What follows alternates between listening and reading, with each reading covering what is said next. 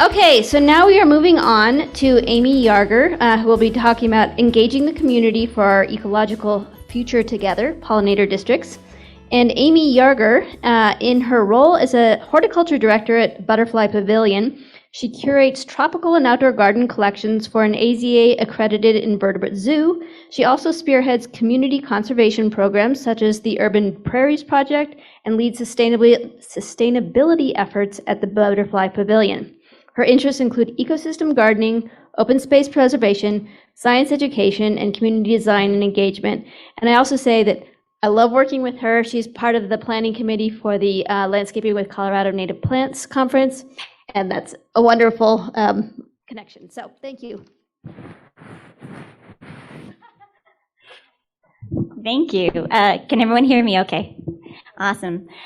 So I'm so thrilled to be following the volunteer appreciation presentation, because really my talk here today is about how necessary it is that we get a lot of people involved in conservation in order to make lasting and long-term change. And unfortunately, my partner in crime, who is supposed to be with me here today, was not feeling great, so she wasn't able to make it, and that's Melody Doherty. So I am going to cover her part of the presentation as well, and just know that you're missing out on a great treat with her not here with us today. All right. So it comes as no surprise to anyone in this room that habitat loss and habitat disturbance make up some of the greatest sort of impacts on species, extinctions and threats to species persisting and over time. Right now, the current estimate is that about 40% of pollinator species around the world are at threat of extinction within the next few decades. And habitat loss is a big piece of that. But if you actually add up all of the pieces that pertain to habitat in this graph, that includes habitat degradation, that includes pollution, that includes climate change, you're getting over half of the threats to pollinators and other living things coming from habitat loss. So I'm going to focus on pollinators, not just because I'm a bug nerd, because I am, but because we're focusing on pollinators because of their critical roles in ecosystem function, but also in terms of human agriculture, and also because they're a great mascot, right? Like, who could say no to that fuzzy face?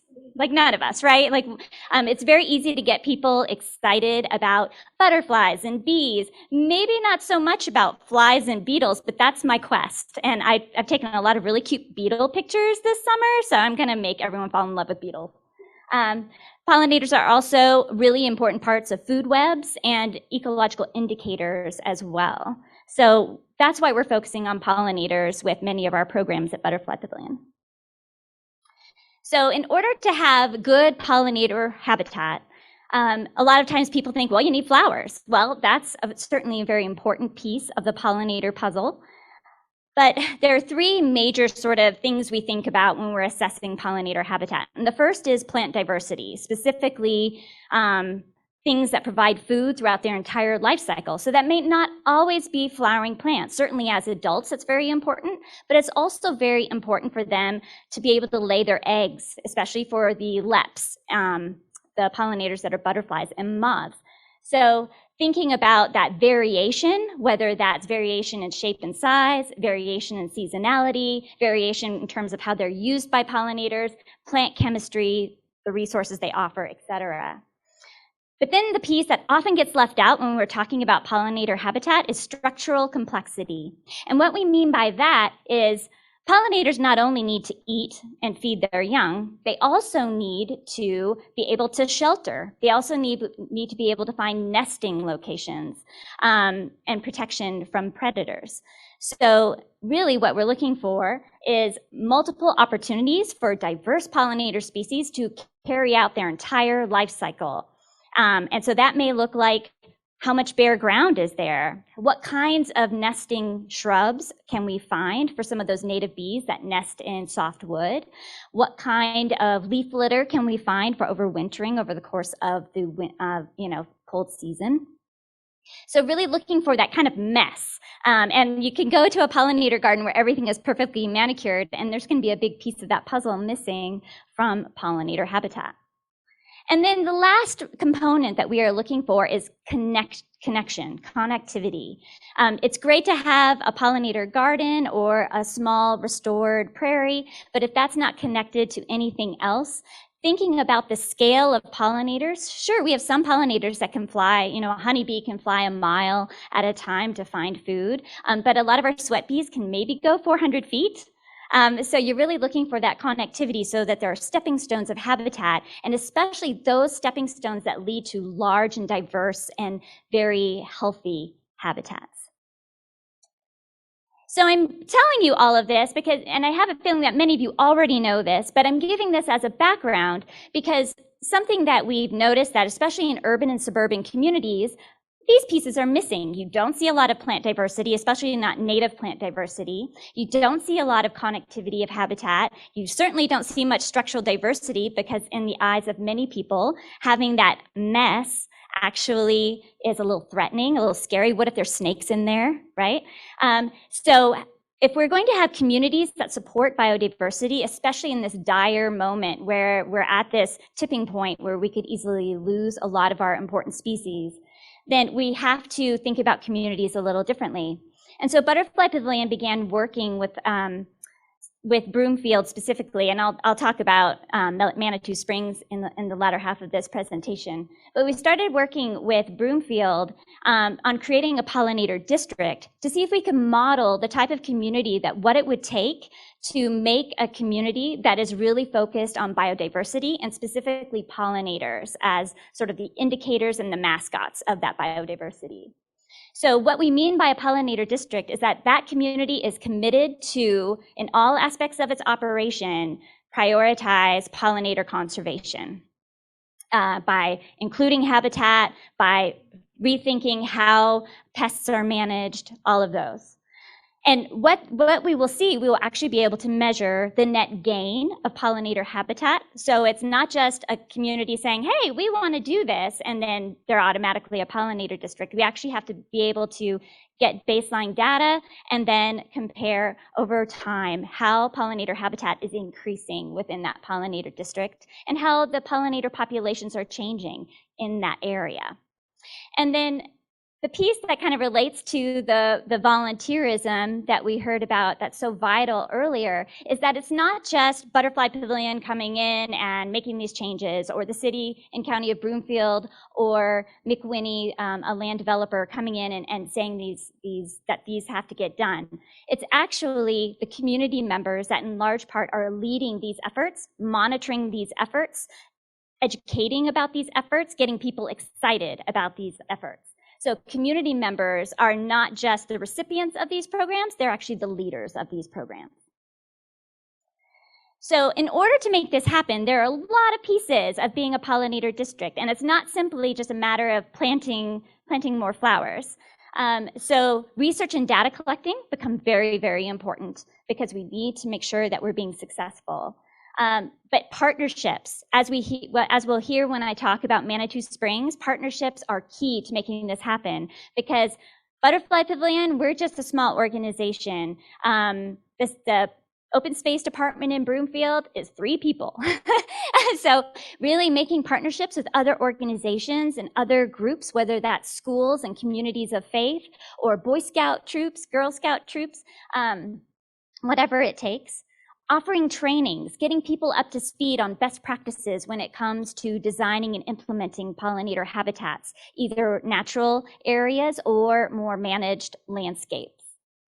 And then creating guidelines that people can really use. People want that information about, well, what are the guidelines? How do we describe whether something is good pollinator habitat or not? What percentage of native plants do we need to have in our landscapes? You could say 100%. There's going to be some pushback on that. So how do we make sure that native plants are very well represented throughout our pollinator habitats in the middle of a city, whether that's in a street median or a school playground? And then having those public programs, and community science is a huge piece of those programs, whether that's monitoring butterfly populations, and keeping track of how those are doing, participating in phenology programs like Project Budburst, like we heard about earlier, very important in terms of really monitoring how plants and pollinators are interacting within pollinator districts. But also people want to know, like, how do I plant a pollinator garden? Or school kids have the opportunity to actually do what's called a project-based learning, where they solve some of these pollinator conservation problems within their classroom and then present it to the outside world. And let me tell you, second graders, some of the most innovative minds that I've ever met. And then finally, evaluation and certification. So it's what, as I mentioned, we want people to be held accountable. So not only are people making, kind of stepping up and raising their hand and say, we want to be a pollinator district, but then we can come back and really say, like, how successful were we? And over time, if there are any areas that are maybe there are gaps or challenges, we can work together with our partners to address those and make sure that we're actually doing what we set out to do. Okay. So to get this done, it's a huge undertaking, especially when you're thinking about a community that includes tens of thousands of people. So the first thing that we do is we assess who are our stakeholders, not only who are the people who will be doing the work, but who will benefit from the work that's being done. And of course, stakeholders also include the pollinators themselves, the natural environment itself, but being able to identify this is how all these different groups of people can work together goes a long way to assigning work, spreading it out, making sure that it's not all on the backs of one person. This is my favorite part of what has to happen before we start work on pollinator districts. It's really assessing what the state of pollinator habitat is. So we look at what data is already out there and what experience is local that we can call upon to tell us, well, what is the state of pollinators in that area? What is the state of plant communities in that area? We hold community science events to get people involved and starting to learn a little bit about their native pollinators. And then really looking to those local experts, because Manitou Springs is very different from Broomfield. So making sure that local experts can really speak to their areas. There we go. And from that, we're able to work with our stakeholders to identify priorities and create work plans. So those work plans include timelines. This is where I get into the project management fun. So if any of you are project managers, there's a lot of detailed juggling. But this is a really key piece of the pollinator district, it turns out, because there's a lot of idealism and a lot of passion for these creatures and for biodiversity, but it's very easy to kind of make that first step and then let everything fall down. And the whole idea of the pollinator district is that there's a guiding plan that is monitored and evaluated the whole way through so that the work doesn't fall down or just fade away because there's a change in leadership. So I'm not going to spend a lot of time talking about the pollinator district up in Broomfield. It's actually where Butterfly Pavilion will be moving in about 4 to 5 years. So we have the opportunity to work from the very beginning on this area that's called Baseline at Broomfield. And it's very different experience of what I'm going to talk about in Manitou Springs because there's a couple of people living there, but there's very few people living there yet. So in terms of stakeholders, we're going to grow those stakeholders over time. Right now, that job is primarily working with the landscape architects and the city planners in that part of town. So we have a lot of really pretty pictures of what it will look like around Butterfly Pavilion, but none of this is reality yet. I really want to just make the assertion that thinking about biodiversity as a central value of urban and suburban areas, it really is the landscapes of the future. With our resource limitations that we are becoming increasingly aware of, with climate change, with growing populations, we know that we cannot ask landscapes to just do one thing. We have to really make the best use of all the land we have. And that might mean growing food in areas we didn't grow food before. That might mean making sure there's habitat in areas that were once upon a time people were just content to grow junipers and mulch and call it good. But really thinking about it in a futuristic way, this is my version of Tomorrowland, where everywhere you go, that land is filtering water and providing ecosystem services and supporting biodiversity and maybe adding to food availability for people who have a hard time getting the food that they need. So I encourage all of you to go home to where you live and think about, like, well, how does my community support wildlife corridors? How is my community providing those ecosystem services? How is my community really getting the community involved in these issues? How can my neighborhood landscape provide continuing education? Because that is much better future vision than jetpacks and food that comes in pills to me.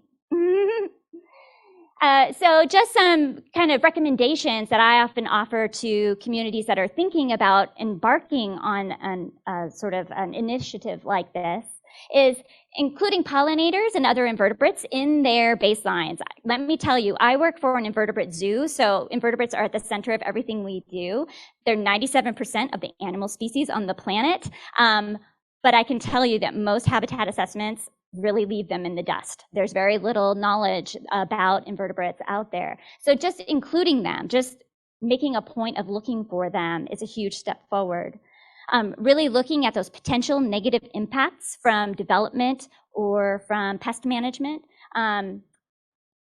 Just really making a note of those, making sure that habitats are linked, identifying those key habitat requirements for species that are particularly of interest, whether because they have a big role to play in their environment or because they are in danger. And then really looking at what needs to be done to sustain biodiversity across the community. So now I'm going to fill the role of Melody and talk a little bit about the incredible work that's been being done right now in Manitou Springs. So in Manitou Springs is such a special place, and I've had the honor to visit there to work with the folks who live there a number of times now. And it's got its own culture, its own history, but it's in many ways considered just a kind of a place set apart from sort of a lot of our other sort of workaday concerns. It's a really beautiful area.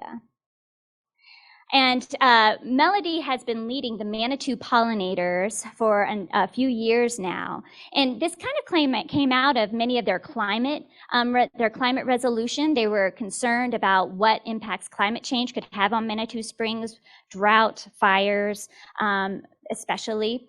And so they really were kind of, as a community, thinking about, well, what do they need to do to make sure that their community is resilient in the face of climate change. And pollinators ended up being one of the steps in their climate resolution.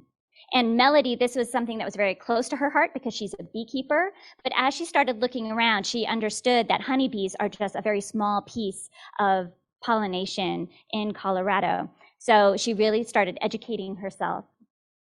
And so I'm just going to show you some of the great things that the Manitou pollinators and Melody, who is the sort of project manager for this pollinator district initiative in Manitou Springs, have been accomplishing.